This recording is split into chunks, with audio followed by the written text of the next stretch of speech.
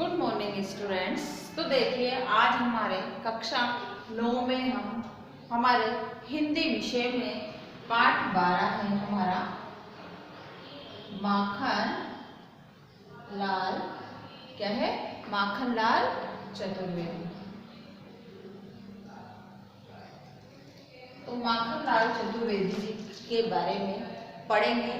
इनका जो लेखक परिचय है उसके बारे में हम इसमें जानेंगे कि किस प्रकार जो हमारे लेखक हैं उन्होंने अपने जीवन में किस प्रकार के कार्य किए, किस प्रकार वो हिंदी साहित्य में आए, कहाँ उनका जन्म हुआ, ये हम इस बार इसमें लेखक परिचय में जानेंगे कि माखन लाल चतुर्वेदी किस प्रकार के लेखक थे।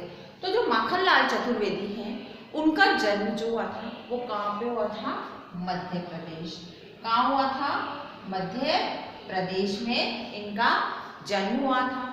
यानी मध्य प्रदेश के जो होशंगाबाद जिले में है एक बाबई गांव में हुआ था इनका जन्म। मध्य प्रदेश के होशंगाबाद में जो बाबई जिला है मतलब गांव है, उस गांव में इनका जन्म हुआ था। इनका जन्म सन 1889 को हुआ था। कब हुआ था इनका जन्म? 1889 ईस्वी में इनका जन्म हुआ था। मात्र 16 वर्ष की आयु में, यानी जब ये 16 वर्ष की अवस्था में थे तभी एक शिक्षक के रूप में हमारे सामने आए, यानी एक शिक्षक बन गए। इनकी परिस्थितियां ऐसी थी कि मात्र 16 वर्ष की आयु में ही ये शिक्षक बन गए। उसके बाद इन्होंने जो है अपना अध्यापन कार्य छोड़कर इन्होंने क्या किया, जो प्रभा पत्रिका है, प्रभा पत्रिका का इन्होंने संपादन किया। कौन सी पत्रिका? प्रभा पत्रिका। तो प्रभा पत्रिका का इन्होंने संपादन किया, क्योंकि फिर इन्होंने अध्यापन कार्य जो था अपना छोड़ दिया और उसके बाद इन्होंने जो प्रभा पत्रिका है उस पत्रिका का संपादन इन्होंने शुरू किया। वे देशभक्त कवि थे। जो हमारे माखन लाल चतुर्वेदी थे वो एक देशभक्त कवि थे एवं इन्होंने प्रखर पत्रकार भी इन्हें माना जाता है, यानी बहुत अधिक अच्छे पत्रकार थे। इन्होंने अपने जो पत्रिका है उसमें अपने देशभक्ति के बारे में या अपने देश के बारे में काफ़ी अच्छे जो आर्टिकल है वो इन्होंने लिखे। तो उनका जो इन्होंने बहुत अच्छे पत्रकार रहे थे। इन्होंने कर्मवीर और जो प्रताप का भी इन्होंने क्या किया? संपादन किया था। एक कर्मवीर प्रताप और प्रताप का भी इन्होंने संपादन किया था। और सन 1968 में, कब? सन 1968 में ही इनका क्या हो गया? देहांत हो गया, यानी ये हिंदी साहित्य को छोड़कर चले गए। तो जो हमारे कवि हैं माखन लाल चतुर्वेदी जी, इनका जन्म हुआ था 1889 में और इनकी जो मृत्यु है वो मृत्यु या इनका देहांत था वो 1968 में हुआ। 16 वर्ष की आयु में बहुत अच्छे शिक्षक बन गए। इन्होंने जो प्रभा पत्रिका नामक पत्रिका थी उसका संपादन भी शुरू कर दिया और ये बहुत देशभक्त कवि रहे। इनकी जो रचनाएं थी वो थी हिम कीर्तनी। क्या थी? हिम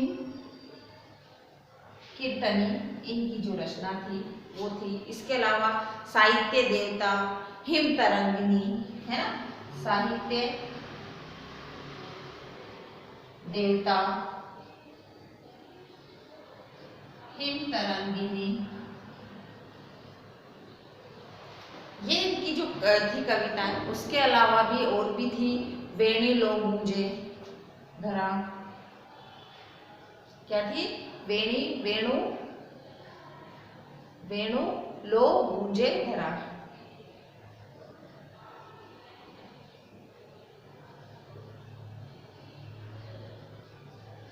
इसके अलावा जो इनकी ये प्रमुख कृतियां रही है और बहुत सारी कृतियां भी हैं जो इन्होंने लिखी, लेकिन प्रमुख जो कृतियां हैं उनमें हिम कीर्तनी, साहित्य देवता, हिम तरंगिनी, वेणु लो गूंजे धरा, ये इनकी प्रमुख जो है कृतियां हैं। इन्होंने पद्म विभूषण एवं साहित्य अकादमी जो पुरस्कार होता है हिंदी साहित्य में दिया जाता है, तो वो जो पुरस्कार है वो भी इन्होंने उससे भी इनको सम्मानित किया गया है हमारी राज्य सरकार द्वारा, हमारी सरकार के द्वारा इन्हें पद्म भूषण से हमारी सरकार ने इन्हें सम्मानित किया। माखनलाल चतुर्वेदी की जो रचना है राष्ट्रीय भावना से युक्त है, यानी राष्ट्र से ओतप्रोत यानी देशभक्ति से ओतप्रोत जो इनकी जितनी भी रचनाएं हैं वो हैं। इन्होंने स्वतंत्रता की चेतना के साथ साथ देश के लिए त्याग बलिदान की जो भावना है वो भी इनके अंदर मिलती है। साथ ही इसलिए इन्हें क्या कहा जाता है, एक भारत की जो है आत्मा इन्हें कहा जाता है। इस उपन्यास में उन्होंने कविताएं भी लिखी हैं। वे एक कवि कार्यकर्ता थे और स्वाधीनता जो आंदोलन हुआ हमारा उनके दौरान वो कई बार जेल गए हुए थे। उन्होंने भक्ति प्रेम और प्रकृति संबंधी कविताएं भी लिखी, यानी जो इन्होंने अपनी प्रमुख कृतियां लिखी थी, जैसे मैंने आपको बताई कि हिमकंटनी साहित्य देवता हिम तरंगिनी वेणुलो गुजयधरा, इसके अलावा भी इनकी और कृतियां थी। इन्होंने पद्म भूषण से इनको सम्मानित किया गया है हिंदी साहित्य में, इनको साहित्य अकादमी पुरस्कार भी दिया गया। जो इनकी रचनाएं हैं वो कैसी थी, राष्ट्रीय भावना यानी देशभक्ति से ओतप्रोत कविताएं थी, लोगों में इसकी चेतना जगाती थी, साथ ही इनके अंदर त्याग और बलिदान की भावना भी ओतप्रोत थी। इसलिए इन्हें एक हमारे क्या कहा, भारत की आत्मा भी इन्हें कहा जाता है। जो इनके उपन्यास हैं उन्होंने जो कविताएं लिखी हैं वो एक जो है कवि कार्यकर्ता और स्वाधीनता आंदोलन के दौरान कई बार ऐसे हैं, मतलब कई बार इन्हें जेल भी जाना पड़ा था। इन्होंने जो भक्ति प्रेम और प्रकृति संबंधी बहुत सारी कविताएं भी लिखी। चतुर्वेदी जी जो है वो कविता के शिल्प की तुलना के भाव को अधिकतम महत्व देते थे, यानी किस तरह से कविता को लिखा जाए, क्या क्या उसमें रखा जाए, इस चीज को भाव अधिक देते थे। वो देशभक्ति भावना से ओतप्रोत कविताएं लिखा करते थे। उन्होंने क्या किया है, परंपरागत और छंदबद्धता रचना की जो अनुकूल शब्दों का भी प्रयोग अपने इसके अंदर जो कविताएं हैं उनमें किया है। उन्होंने बहुत ही सहज भाषा में बिल्कुल परंपरागत तरीके से छंदबद्धता की रचना की और उनके अनुकूल ही अपने शब्दों का उन्होंने अपनी कविताओं में प्रयोग किया है। तो जो माखनलाल चतुर्वेदी थी वो हमारे पद्म विभूषण हिंदी साहित्य के कवि रहे हैं, उन्हें पद्म विभूषण से सम्मानित किया गया है।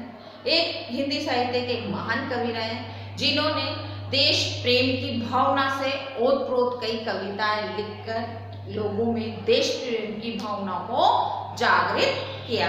तो आया आपको समझ में कि माखनलाल चतुर्वेदी जी कैसे एक महान कवि थे, जिनकी जो कृतियां हैं उन कृतियों, उन कविताओं और उन रचनाओं में किस प्रकार देशभक्ति झलकती है और उन्होंने अपने पूरे जीवन काल में जो हिंदी साहित्य है उसी को अपना जीवन समर्पित कर दिया। साथ ही में अपने देश के लिए कई बार जेल भी गए। तो आ गया आपको समझ में। आज तक के लिए इतना ही, धन्यवाद।